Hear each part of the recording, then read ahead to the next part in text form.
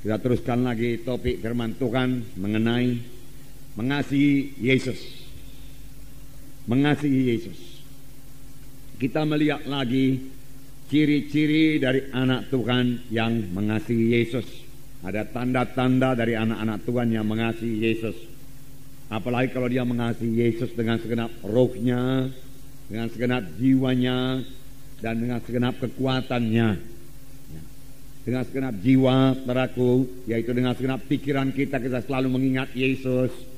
Dengan emosi kita rindu kepada Tuhan Yesus, saudaraku. Dan dengan kehendak kita memang kita suka mengasihi Tuhan Yesus. Inilah hukum yang terutama dan hukum yang terbesar. Firman Tuhan berkata, saudaraku. Kali ini kita lihat satu ciri lagi, saudaraku, yaitu jika kita mengasihi Tuhan Yesus, kita suka berkorban buat dia. Tidak ada yang berat untuk dikorbankan buat Tuhan Yesus, saudaraku. Sebenarnya, saudaraku, korban kita itu dibanding dengan kasih Tuhan tidak akan pernah sebanding. Tuhan telah memberikan kasih-Nya yang luar biasa kepada kita. Bahkan pada waktu kita masih dalam dosa. Buku 1 Yohanes 4 ayat 19 berkata, kita mengasihi karena Allah lebih dahulu mengasihi kita. Kita patut mengasihi Tuhan karena Tuhan telah lebih dahulu mengasihi saudara, mengasihi saya. Dia mengasihi kita, saudaraku, dengan menggantikan kita dihukum supaya kita jangan dihukum. Dia dijadikan dosa supaya kita jadi kebenaran. Dialah substitusi kita, ganti kita. Itulah sebabnya kita diselamatkan oleh Tuhan Yesus. Dan sesudah selamat, Tuhan mengangkat semua kutuk dosa daripada kita dan memberikan kepada kita berkat Abraham. Sehingga kita berada sebagaimana kita ada sekarang.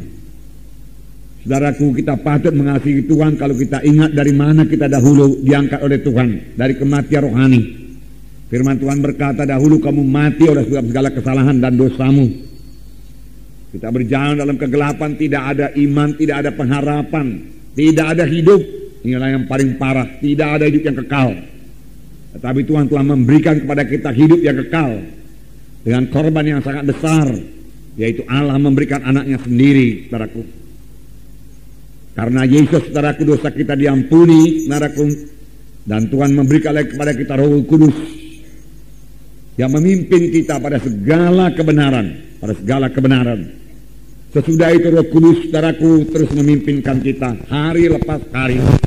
Firman Tuhan berkata, Roh Kudus memimpin kita pada segala kebenaran. Firman Tuhan berkata bahwasanya setelah kita dibentuk terus hari lepas hari menjadi bertambah, hari bertambah seperti Yesus. Kita harus berubah kalau kita mau mengikut Yesus. Kita harus berubah dalam pemikiran kita kalau kita mau mengikut Yesus dan sampai kepada panggilan Tuhan Yesus. Kita harus berubah dalam karakter kita, tingkah laku kita kalau kita mau, saudaraku, memuridkan orang lain, saudaraku. Karena memberi teladan adalah yang paling perlu dalam memuridkan orang lain. Kita tidak bisa memuridkan orang lain dengan mengajar saja, tidak. Orang lain melihat hidup kita yang berubah, pemikiran kita yang berubah. Orang lain harus melihat hidup kita yang suci, saudaraku. Dan ini terjadi kepada kita pada waktu Roh Kudus menyadarkan kita ini orang berdoa, kita ini memiliki lagi karakter-karakter yang diubahkan dan kita mau diubahkan dengan bertobat, Jadi bertobat ini, saudaraku, bukan yang pada waktu kita menerima Yesus saja. Bertobat, saudaraku, kita laksanakan sepanjang kita di dunia ini. Saudara, pada hari Minggu kita dengarkan satu gaya hidup yang baru, yaitu gaya hidup yang bersekutu dengan Tuhan Yesus. Gaya hidup, saudaraku, yang berkata-kata dengan Tuhan Yesus, saudaraku, selalu.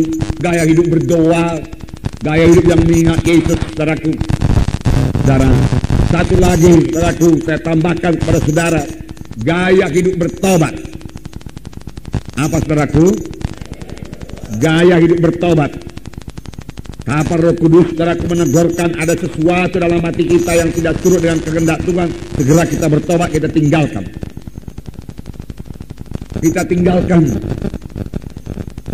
Bertobat bukan sekedar menyesal saja, menangis, saudaraku, tetapi tidak mau berubah. Bukan, saudaraku. Banyak, saudaraku, penjahat-penjahat, saudaraku, pencuri, perampok yang ditangkap oleh polisi, kemudian dimasukkan dalam penjara, dia menangis. Dia menyesal, bahkan dia menyesal.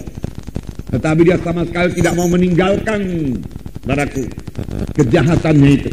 Sesudah keluar dari penjara, dia kembali. Kalau ada kesempatan, dia kembali berbuat kejahatan. Saudaraku, yang diminta Tuhan daripada kita berubah. Berubah, itulah bertobat. Supaya kita, saudaraku, bisa dibentuk menjadi sama seperti Yesus. Tanpa kita mau berubah, saudaraku, tanpa kita mau bertobat sungguh-sungguh, saudara, dan tidak akan sampai kepada maksud Tuhan. Dan kita tidak bisa memuridkan, saudaraku. Karena memuridkan, saudaraku, perlu teladan. Karena saudara tentunya di kelompok sel itu memuridkan, saudara. Memuridkan itu saudara tidak cukup dengan mengajar saja. Tapi orang harus dapat membaca hidup saudara. Transparan. Kehidupan kita ini dilihat oleh kehidupan saudara sebagai pemimpin kelompok sel dilihat oleh anggota-anggota kelompok sel. Bahwasanya saudara sudah berubah, mengasihi Yesus, mengasihi dia, yaitu anggota-anggota kelompok sel saudara. Menyatakan dalam pelayanan saudara kepada dia, perkunjungan saudara kalau dia tidak datang, saudaraku. Di situ dia melihat saudara kedewasaan saudara, kasih saudara. Dan dia mau berubah menjadi seperti saudara. Dan kelak kalau dia sudah berubah, dia akan memberikan orang lain lagi. Demikian pemberitaan berjalan terus. Dari satu generasi rohani kepada generasi yang lain, saudara. Nah, jadi gaya hidup bertobat. Gaya hidup bertobat. Yang meninggalkan segala kebencian Tuhan. Yang meninggalkan semua yang tidak berkenan kepada Tuhan. Yang meninggalkan semua tabiat-tabiat lama. Yang tegurkan Tuhan kepada kita tinggalkan. Kita mau karena hati mengaku kekurangan kita, saudaraku. Kalau kita masih merasa diri kita benar, saudaraku, kita belum bisa bertobat. Kalau kita merasa diri kita lebih baik daripada yang lain, kita tidak bisa bertobat. Bertobatlah kamu sebab kerajaan surga sudah dekat. Di manakah Yohanes mengajar? Padang belantara, saudara baca. Dan orang-orang datang padang belantara untuk mengaku dosa dan bertobat dan dibaptis sungai Jordan. Saudara, dan ketika orang Farisi dan Saduki datang kepadanya, saudaraku, Yohanes Pembaptis berkata, keluarkanlah buah-buah yang berpadan dengan pertobatan. Karena orang Farisi ini orang yang sangat beragama. Dia mengatakan dirinya itu mematuhi hukum Taurat, tetapi buahnya tidak ada. Buah pertobatan tidak kelihatan. Namanya saja, saudaraku, beragama. Saudara, agama Kristen tidak menyelamatkan, saudaraku.